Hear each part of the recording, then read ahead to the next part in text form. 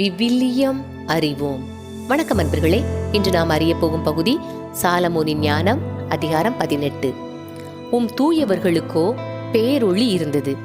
அவர்களுடைய குரலை எதிரிகள் கேட்டார்கள், ஆனால் அவர்களின் உருவங்களை காணவில்லை. தங்களைப் போல துன்புறாததால் தூயவர்களை பேறு பெற்றோர் என்று கருதினார்கள். அப்பொழுது தூயவர்கள் அவர்களுக்கு தீமை எதுவும் செய்யாததால் எகிப்தியர்கள் நன்றி உணர்வு கொண்டிருந்தார்கள். தங்களது பழைய பகைமைக்கு மன்னிப்பு கேட்டார்கள். இருளுக்கு மாறான ஒளி பிளம்பாம் நெருப்பு தூணை மக்களுக்கு கொடுத்தீர்.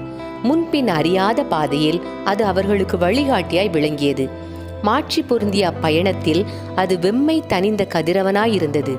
திருச்சட்டத்தின் அழியாத ஒளியை உலகிற்கு வழங்க வேண்டிய மக்களை எகிப்தியர்கள் சிறைப்பிடித்தார்கள். இவ்வாறு அடைத்து வைத்தவர்களே இருளில் அடைக்கப்பட வேண்டியது பொருத்தமே. தலைப்பேறுகளின் இறப்பும் இஸ்ரவேலரின் மீட்பும். எகிப்தியர்கள் தூயவர்களின் குழந்தைகளை கொல்ல திட்டமிட்டிருந்தார்கள். அப்பொழுது ஒரு குழந்தை மட்டும் சாவிலிருந்து காப்பாற்றப்பட்டது.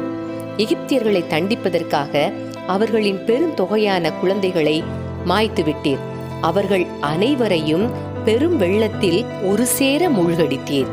தாங்கள் நம்பியிருந்த வாக்குறுதிகளை தெளிவாக அறிந்து அவற்றில் மகிழ்ந்திருக்கும்படி அந்த இரவு எங்கள் மூதாதையருக்கு முன்னறிவிக்கப்பட்டது.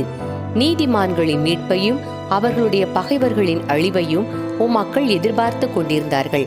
எங்கள் பகைவர்களை நீர் தண்டித்த அந்த ஒரே செயலால் உம்மிடம் எங்களை அழைத்து பெருமைப்படுத்தினீர். நல்லவர்களின் தூய மக்கள் மறைவாக பலி செலுத்தினார்கள். நன்மைகளையும் இடர்களையும் ஒன்று போல பகிர்ந்து கொள்வார்கள் என்னும் இறை சட்டத்திற்கு அவர்கள் ஒருமித்து உடன்பட்டார்கள்.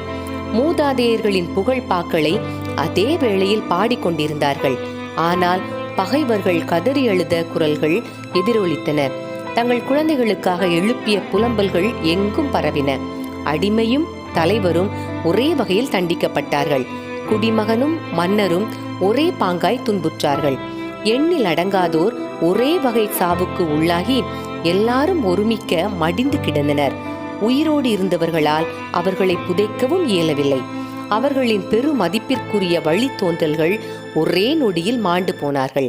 மந்திரவாதிகளுக்கு செவிசாய்த்து அவர்கள் எதையுமே நம்ப மறுத்துவிட்டாலும் தங்கள் தலைப்பேறுகள் கொல்லப்பட்ட போது இம்மக்கள் இறைமக்கள் என்பதை ஏற்றுக்கொண்டார்கள்.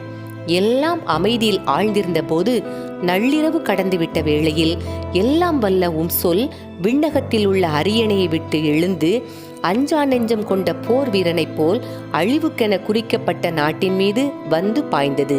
உமது தெளிவான கட்டளையாகிய கூறிய வாளை ஏந்திய வண்ணம் அது நின்று கொண்டு எல்லாவற்றையும் சாவினால் நிரப்பியது. மண்ணகத்தில் கால் ஊன்றியிருந்த போதிலும் விண்ணகத்தை தொட்டு கொண்டிருந்தது. உடனே அச்சுறுத்தும் கனவு காட்சிகள் அவர்களை கலங்கடித்தன. எதிர்பாராத பேரச்சம் அவர்களை தாக்கியது. அங்கு ஒருவரும் இங்கு ஒருவருமாக அவர்கள் குற்றுயிராய் விழுந்தபோது தாங்கள் மடிவதன் காரணத்தை வெளிப்படுத்தினார்கள்.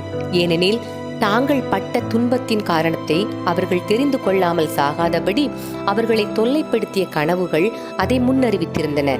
நீதிமான்களும் இறப்பை நுகர நேர்ந்தது. பாலைநிலத்தில் இருந்த மக்கள் கூட்டம் கொள்ளை நோயால் தாக்குண்டது. ஆயினும் உமது சினம் நீண்ட காலம் நீடிக்கவில்லை. குற்றமற்றவர் ஒருவர் அவர்களுக்காக பரிந்து பேச விரைந்தார். திருப்பணி என்னும் தம் படைக்கலம் தாங்கியவராய் மன்றாட்டையும் பரிகாரத்திற்கான நறுமண புகையையும் ஏந்தியவராய் உமது சினத்தை எதிர்த்து நின்று அழிவை முடிவுறச் செய்தார். இவ்வாறு தாம் அடியார் என்று காட்டினார். உடலின் வலிமையாலோ படைக்கலங்களின் ஆற்றலாலோ அவர் உமது சினத்தை மேற்கொள்ளவில்லை. ஆனால் எங்கள் மூதாதையருக்கு அளிக்கப்பட்ட வாக்குறுதிகளையும் உடன்படிக்கையையும் நினைவூட்டி வதைப்போனை தம் சொல்லால் தோல்வியுறச் செய்தார். செத்தவர்களின் பிணங்கள் ஒன்றன் மீது ஒன்று விழுந்து பெரும் குவியலாய் கிடந்தன. அப்போது அவர் குறுக்கிட்டு உமது சினத்தை தடுத்து நிறுத்தி எஞ்சியிருந்தோரை அது தாக்காமல் செய்துவிட்டார். அவர் அணிந்திருந்த நீண்ட ஆடையில் உலகு அனைத்தும் பொறிக்கப்பட்டிருந்தது. அதிலிருந்த 4 கல் வரிசையிலும் மூதாதையரின் மாட்சிமிகு பெயர்கள் பொறிக்கப்பட்டிருந்தன. அவர் தலையில் இருந்த மணிமுடியில் உமது மாட்சி வரையப்பட்டிருந்தது. அழிப்போன் இவற்றை கண்டு பின்வாங்கினான். அச்சம் அவனை ஆட்கொண்டது. உமது சினத்தை ஓரளவு சுவைத்ததே அவனுக்கு போதுமானது.